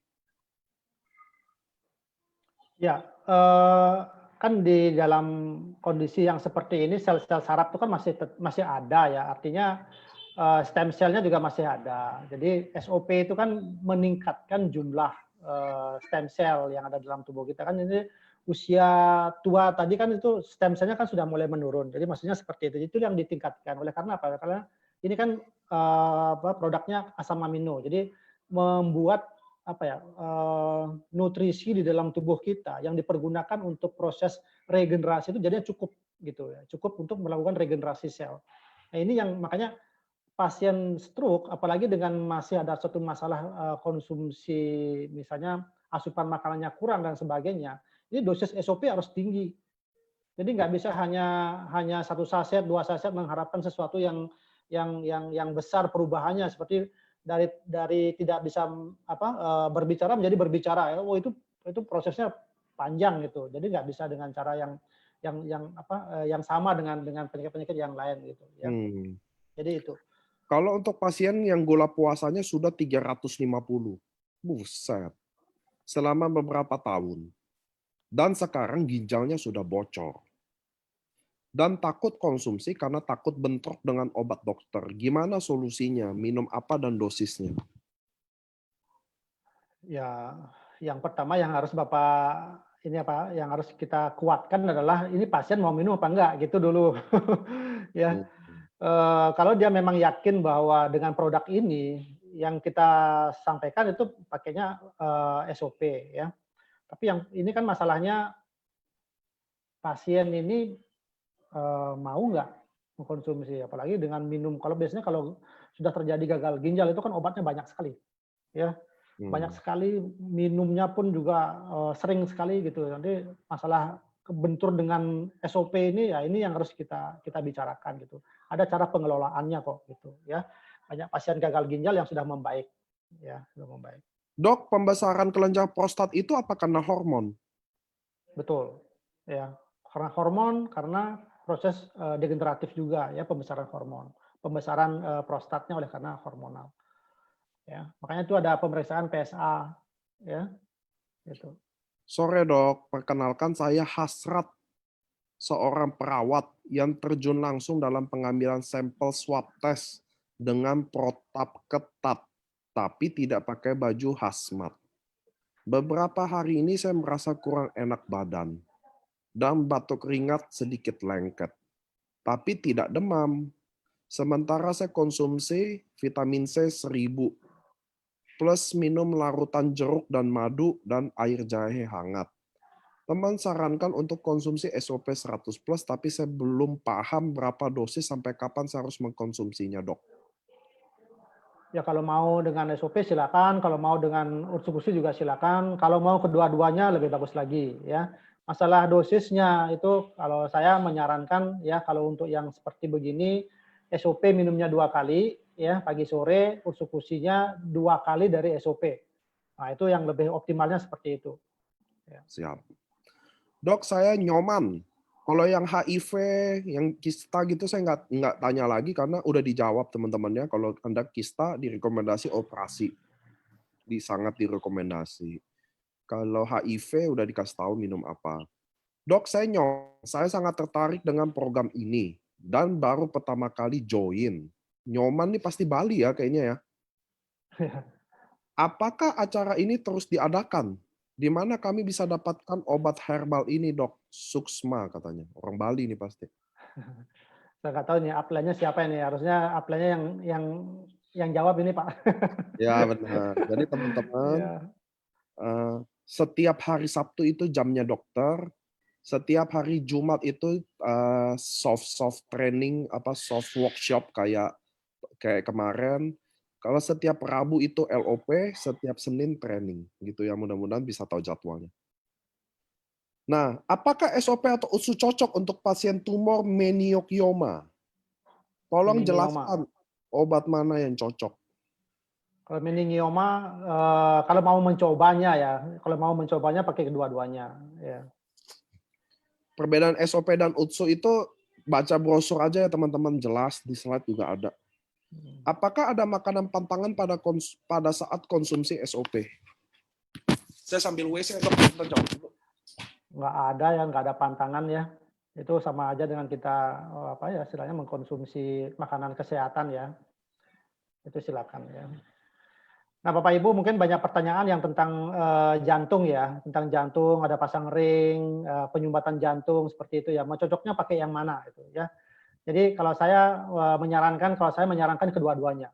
Ya, kalau saya menyarankan keduanya. Walaupun misalnya di SOP lebih pada peningkatan aliran darah, regenerasi sel ya, karena di usukushi juga ada satu kandungannya fucoidan itu bagus sekali juga untuk anti-platelet ya. Jadi banyak pasien yang termasuk mungkin upline kita, yang leader upline kita ya, Pak Budi Darwin begitu. Beliaunya juga membaik kondisinya, penyumbatannya ya, dengan minum SOP saja pada waktu itu ya. Tapi ada pasien yang dengan pengalaman dokter menggabungkan antara SOP dengan ursukusi, itu sangat bagus sekali juga untuk membantu mengurangi penyumbatan dari pembuluh darah ya. Ini Ya, khusus betul. bagi pasien-pasien yang mengalami penyumbatan pembuluh darah ya.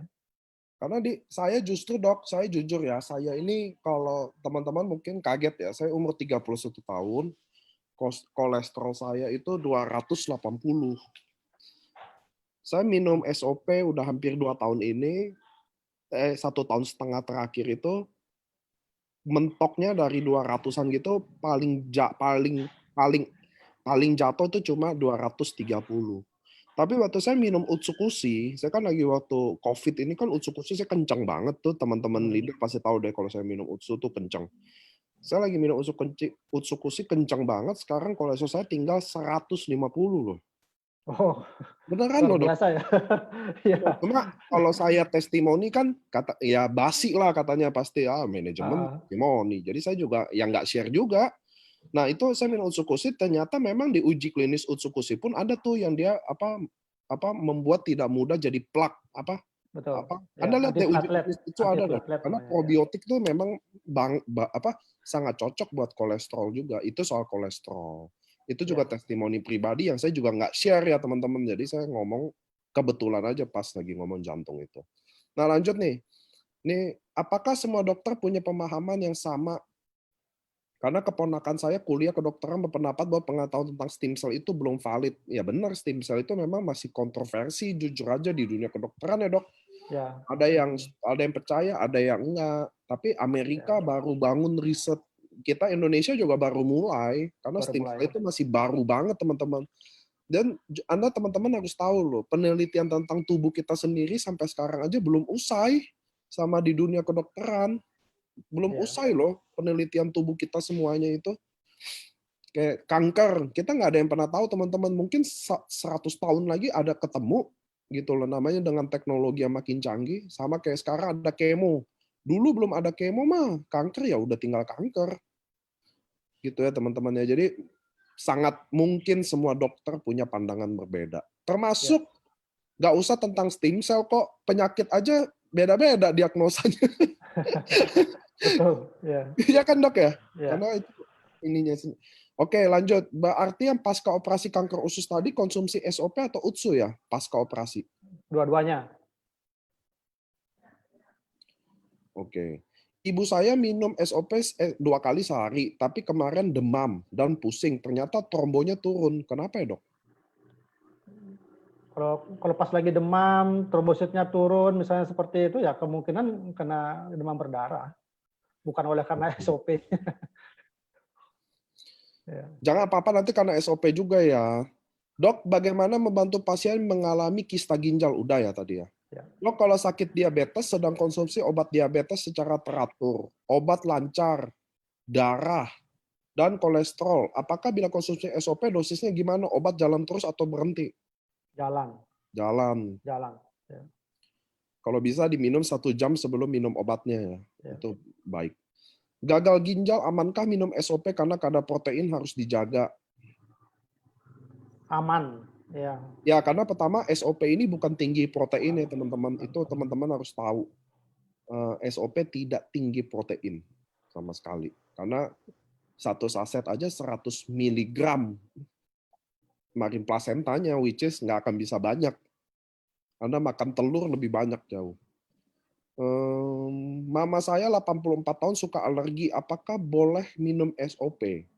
Dosisnya berapa? Mama saya kurang berat badannya, kurus sekali. Terima kasih. Ada proses alergi, saya kira tadi seperti sudah dijelasin ya tadi ya, kita mulainya dengan dosis yang kecil aja dulu ya, untuk penyesuaian tubuh ya. Bukan masalah apa namanya kecil ataukah tubuhnya, tapi sekali lagi kebutuhannya berapa ya untuk ibunya ini ya. Itu bisa kita coba mulai dari seperempat saset dulu misalnya untuk mengurangi alerginya, kemudian naik jadi setengah, naik lagi setengahnya lagi sampai benar-benar kapan dosisnya yang memang dirasakan perubahan bagusnya buat ibu itu ya disitulah letak dosisnya itu. Betul, betul, betul. Sampai yang bersangkutan sendiri di dosis yang itu dia merasakan hal yang beda gitu kan, dia pasti tahu gitu ya. Betul Supaya dia ya. minum seperempat, setengah, 1, 2, begitu di 2 dia udah, ih beda loh tubuh lebih ini. Ya. Nah di situ aja dia, oh jadi dosis dia ada di situ. Saya ada Itu testimoni sedikit ini Pak. boleh. Kemarin saya punya pasien ya boleh dibilang gitu ya. Dia gangguannya di MAH ya, gangguannya MAH. Selalu dia bilang lemes, perutnya kembung begitu ya. Saya kasih SOP, saya suruh minumnya langsung 1. Ya, karena masih umur 27 tahun gitu ya. Saya kasih minum 1. Langsung dikatakan diare gitu. Dia bilang, "Dok, saya jadi diare gitu." Nah, saya bilang, "Oke, kalau diare turunin dosisnya deh gitu. Jadi setengah aja gitu." Ya, setengah. Nah, justru pada saat kondisi dosis dengan setengah itu dia merasakan enak gitu. Nah, justru kalau memang sudah bagus, naikin lagi dosisnya. Dok, kalau saya naikin dosisnya, saya diare lagi gitu. Nah, ini makanya saya bilang masing-masing orang itu punya dosis sendiri-sendiri. Jadi nggak bisa kita paksakan sesuai dengan apa yang tadi saya bilang, oh ini maksimalnya 2x2, ini maksimalnya 3x2 gitu. Nggak bisa seperti itu. Jadi kita harus ikuti perkembangan dari pasien sampai di mana dosis mana yang memang dia merasakan enak, dia merasakan perubahan nyaman dan sebagainya. Disitulah letak dosisnya dia, gitu. Selamat sore dok, untuk hipertiroid dan sinus, bagaimana aturan minumnya? Saya minum SOP pagi hari, sore dan UTSU. Apakah sudah tepat? Terima kasih. Ya sebaiknya kalau yang kondisi begini SOP sama UTSU dijadikan satu kali gabung ya, pagi sore seperti itu. Sekali lagi dosis UTSU-KUSI itu 2 kali dari dosisnya SOP.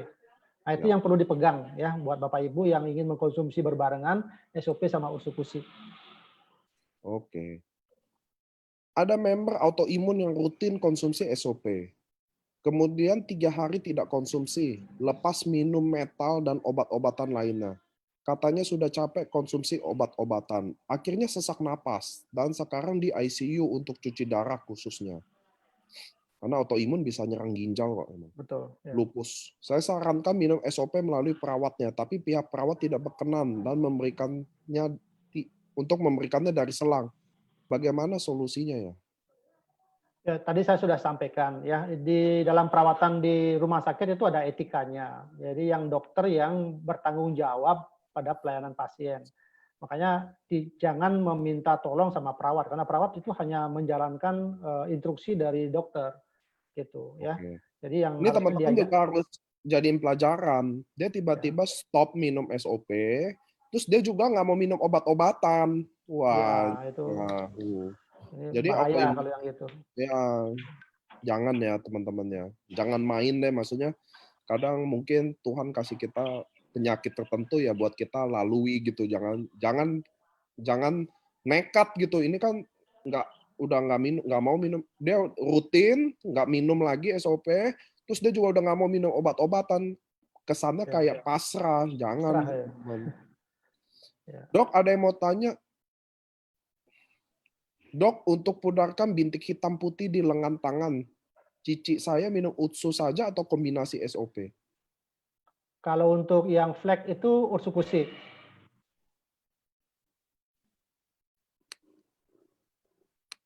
Untuk flek ya. Ya. Lanjut. Kalau anak autis bagaimana? Sebaiknya aturan minum SOP yang paling efektif. Mohon pencerahannya dok, apalagi buat anak-anak di bawah 10 tahun.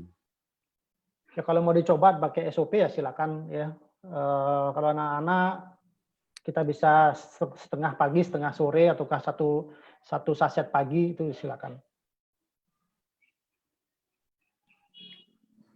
Tolong teman-teman kalau nanya jangan di-enter dulu ya, soalnya semua pertanyaan jadi putus-putus kayak gini. Halo dokter, saya mau tanya, suami saya suka sendawa dan buang angin. Terus, udah. Mau nanya apa? Dok, ada member setelah 1 minggu konsumsi SOP tekanan darah naik dan vertigo. Apakah itu hubungan dengan SOP? Ya, jangan menyalahkan SOP ya Bapak Ibu. Ya, jadi mohon diperhatikan ya. Lifestyle-nya pada saat 1 minggu itu seperti apa? Ya, bisa juga karena dia lepas obat, ya, dia kurangi obat sendiri, ya, bukan oleh karena SOP-nya, ya. Jadi sekali lagi kita harus koreksi, ya, koreksi kebiasaan hidup kita, makan kita, stres kita pada saat itu, ya. Jadi itu. Dok, mau tanya, rahim miring bisa dibantu dengan SOP nggak? Waduh. Operasi aja kalau memang rahimnya turun. Apakah boleh pada saat gatal kita minum obat anti alergi? Boleh saja. Ya. Bagaimana Sangat mengganggu cara? sekali ya. Oh ini dia nanya nih si Yuni. Dia nanyanya pertanyaannya keputus, lanjutannya di paling bawah. Bagaimana cara atau dosis orang yang dipakai? Kenapa? Karena suaminya suka sendawa dan buang angin terus. Ya, itu mungkin gangguan ke dispepsia namanya ya. Gangguan dispepsia. Seperti tadi yang saya sampaikan di testimoni yang tadi barusan saya bilang itu kan masing-masing orang punya dosis sendiri-sendiri kalau untuk yang gangguan dispepsia ya.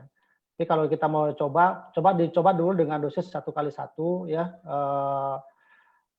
Dekatkan dia dengan jarak makan dulu ya, kemudian lama-lama di jarak makan dengan minum SOP itu diperpanjang gitu. Jadi kalau bisa 1 jam sebelum makan SOP dulu diminum ya, sampai akhirnya memang benar-benar pasien tersebut mendapatkan dosis yang tepat ya. Itu nanti bisa kita lihat dari perkembangan sendawanya berkurang apa enggak ya, kembungnya berkurang apa enggak. Nah, disitulah dia bisa menentukan dosisnya. Yes. Dok, kalau sakit tulang sendi lutut pinggang, kalau berdiri dan jongkok agak susah, terapi dengan SOP gimana? Ya bisa dipakai SOP ya, untuk ya ini mungkin ke masalah rematik ya. Ya, silakan ditentukan dosisnya ya. Minumnya pagi, sore, ya mungkin mulai dari 1 saset dulu. Ya, kalau misalnya sudah tidak ada keluhan, ya keluhan itu maksudnya bisa aja kan dia mengalami detox atau mengalami rasa sakit yang berat, kemudian, Ya. nah itu dinaikkan lagi dosisnya sampai benar-benar optimal. Ya. Oke. Ini ada Pak Hendra nih yang ngomong, kok ada iklan tuh jual murah lagi? Apa boleh? Ya nggak boleh Pak, cuma kan kadang ini acara Zoom bebas gini, yang masuk belum tentu member. Ada orang iseng, ada kompetitor yang sakit hati, atau ada orang yang disuspend. Saya harus jawab pertanyaan yang kayak begini. Dianya yang nggak saya jawab. Dok, saya ada riwayat hipertensi dan aritmia. Apakah bisa disembuhkan dengan SOP+? Ini lalu cara kerja penyembuhan di tubuh seperti apa? SOP bukan obat hipertensi ya, bukan juga obat aritmia itu yang perlu harus Bapak ketahui ya. Tapi ini adalah melakukan satu proses regenerasi sel ya. Hipertensi salah satunya oleh karena kekakuan dari pembuluh darah. Ya, kekakuan pembuluh darah itu akibat dari penumpukan flak. Nah, ini kondisi-kondisi yang seperti ini yang diperbaiki ya, tentu membutuhkan satu perawatan yang lama ya. Aritmia juga demikian ya. Dok, kalau user ginjal dengan ferritin tinggi, apakah boleh direkomendasikan SOP 100+? Silakan. Kreatinin maksudnya itu mungkin. Oh ya. Paman saya berat badan 56 kilo, divonis sakit hepatitis B dan leukemia C. Oh, nggak ada pertanyaannya. Udah nggak ada pertanyaannya. Bisa nggak ya mungkin pertanyaannya gitu kali ya? Ya, bisa saja sih diberikan itu. Ya, karena ada hepatitisnya. Ya, tadi memang diskusi kan ada hepatitis C-nya ya. Tapi banyak juga yang mengatakan hepatitis yang lain itu boleh nggak? Ya, silakan aja dikonsumsi. Ya. Menyambung soal ada miom di kandungan, tadi dokter mengatakan bahwa harus dilakukan tindakan pengangkatan baru terapi sel. Justru saya takutkan melakukan tindakan. Saya kira dengan terapi sel bisa mengecilkan miom tersebut. Oh, dia takutnya operasi. Takutnya karena operasi ya. Saya kira begini ya Ibu, miom itu kalau kita tidak kendalikan itu bisa membesar ya. Dan komplikasinya, komplikasinya itulah terjadinya perdarahan ya. Kalau kondisi ini tidak kita tanggulangi, itu mengakibatkan nanti ada kondisi yang lebih berbahaya, bisa terjadi anemia misalnya ya. Nah ini yang kalau saya sarankan sih memang operasi itu harus diangkat, karena kalau enggak kondisi yang seperti tadi saya sampaikan itu pasti akan terjadi terus gitu ya. Nah, ini ada yang di bawah malah langsung nyautin The Queen. Untuk miom saya memberikan testimoni mengecil 50%. Konsumsi SOP plus UTSU 2 minggu ini sudah mengecil sekali. Terima kasih tanpa operasi.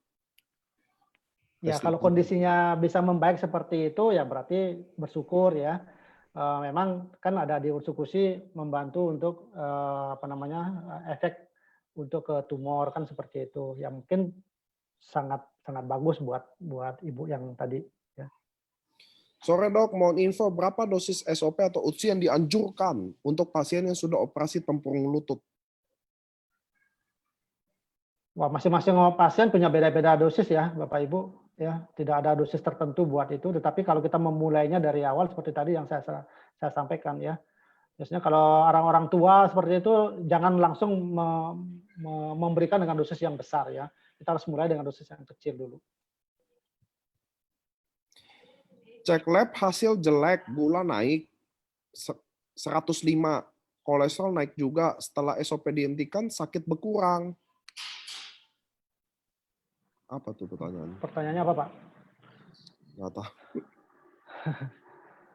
Soalnya ini apa? Mungkin karena enter itu ya, Pak ya? Iya, sedangkan ya. nanti kan yang lain juga nanya kan. Jadi karena enternya di bawah ke bawah jadinya. Ya. Nah, nih, dok, kalau pasien HIV sudah konsumsi ARV rutin, kondisi badan sudah lebih baik, berat badan sudah stabil, apakah masih perlu minum SOP atau UTSU? Thanks. Ya silakan aja, Pak. Mau SOP 1 silakan, mau Utsukushi juga silakan, mau digabung kedua-duanya juga silakan. Itu untuk suportif ya. Oke, saya akan nanya 3 pertanyaan lagi teman-teman ya, karena waktu juga kita udah jauh banget. Pertanyaan memang ini. Saya akan ambil 3 pertanyaan. Tadi kolesterol saya udah jawab ya. Pak, konsumsi SOP sudah 2 box, kepala rasa sakit itu akibat apa ya? Nah ini, awalnya dia punya penyakit apa kan gitu ya? Ya itu harus saya nggak berani mengatakan kenapa ya gitu. Menjawab ya saya juga, teman-teman harus lengkap lah pertanyaannya lah.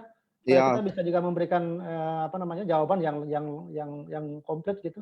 Betul. Cuma saya ada pengalaman karena saya kan banyak lihat testimoni ya. Rata-rata orang yang nggak tahu kenapa, tapi orang yang rata-rata punya riwayat tekanan darah tinggi atau kolesterol tinggi, umumnya dia minum SOP kepalanya agak puyeng. Umumnya nggak tahu kenapa. Saya kan by testimoni ya, dok. Ini bukan klinis nih. Ya, pada pasien yang seperti itu memang seperti seolah-olah terjadi pelebaran pembuluh darah, Pak. Jadi mungkin dia efek pusingnya lebih kerasa kali ya. Ya, karena jadi seolah-olah melebar. Ada pelebaran pembuluh darah sehingga seolah-olah dia kekurangan darah gitu. Jadi darahnya yang kotak berkurang. Nah, itulah yang menyebabkan keluhan rasa pusing, berat, sakit kepalanya jadi seperti itu. Kalau saran saya itu SOP-nya dilanjutin ya. Keluhan seperti itu akan segera hilang kok itu. Oke. Yang kedua nih saya bisa jawab. Kapan waktu terbaik untuk konsumsi Utsukushi? Kalau saya sebenarnya nggak ada masalah, Anda mau minum pagi atau malam. Tapi karena saya peminum, jadi terus ada leader-leader dari Surabaya juga bertestimoni bahwa ternyata kalau minum malam lebih maksimum hasilnya. Kenapa? Kan dia probiotik di usus ya, teman-teman ya. Kalau minum malam sebelum tidur kan kita umumnya udah nggak makan lagi. Jadi waktu kita tidur ada proses pembakaran lemak atau apapun jadi lebih maksimum. Jadi paginya kita BAB dengan indah. Yang BAB dengan indah apa sih? Maksudnya padat, enak, nggak keras, banyak gitu. Puas gitu rasanya. Itu saya lakukan ketika utsunya saya ubah jadi malam. Kenapa? Kalau pagi nggak apa-apa juga. Masalahnya kan kalau pagi kan kita makan juga tuh. Siang makan, sore nyemil, malam makan. Jadi efek kayak detox ususnya di saya jadi kurang berasa. Maksudnya efek BAB yang puas itu nggak kerasa lagi.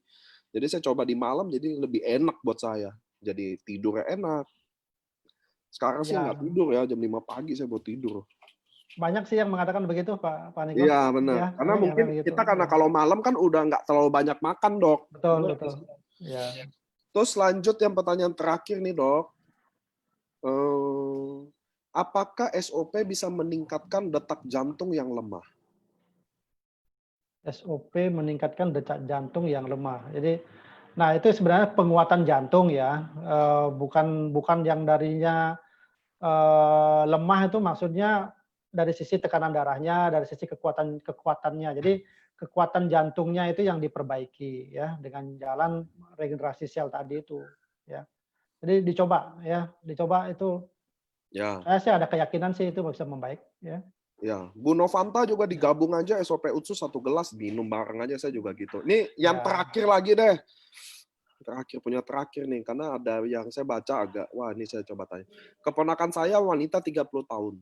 Saat kecil tidak ada riwayat step, tapi 3 tahun ini sering suka merasa bling-bling dan pingsan seperti ayam. Bisa diterapi dengan SOP atau Utsu, dosisnya gimana? Mungkin epilepsi ke sana itu. Kemungkinan epilepsi ya. Bisa aja.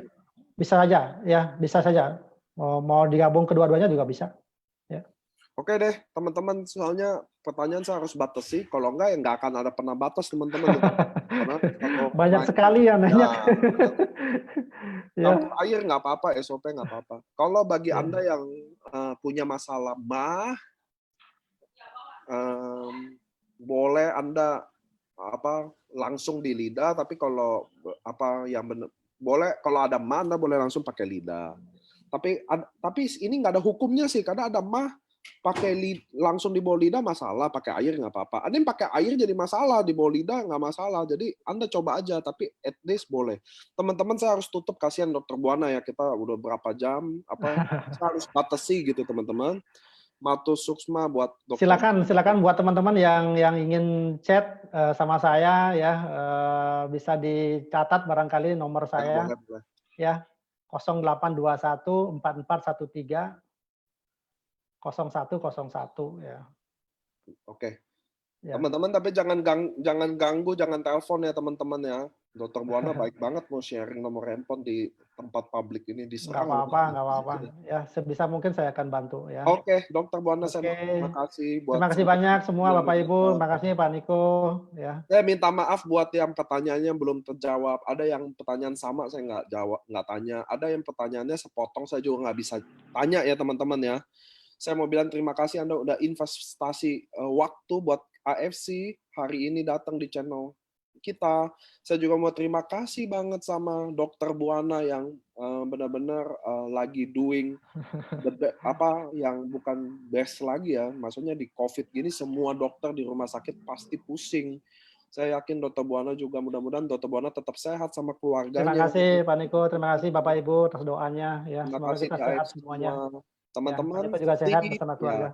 See you di hari Senin. Saya ada artis selebgram, yang baru mulai tidak tahu tentang networking sama sekali dan akhirnya dia mulai mendapatkan income-nya, mulai tahu cara doing bisnis ini. Nanti Senin ada salah satu selebgram, nanti ada bannernya, teman-teman.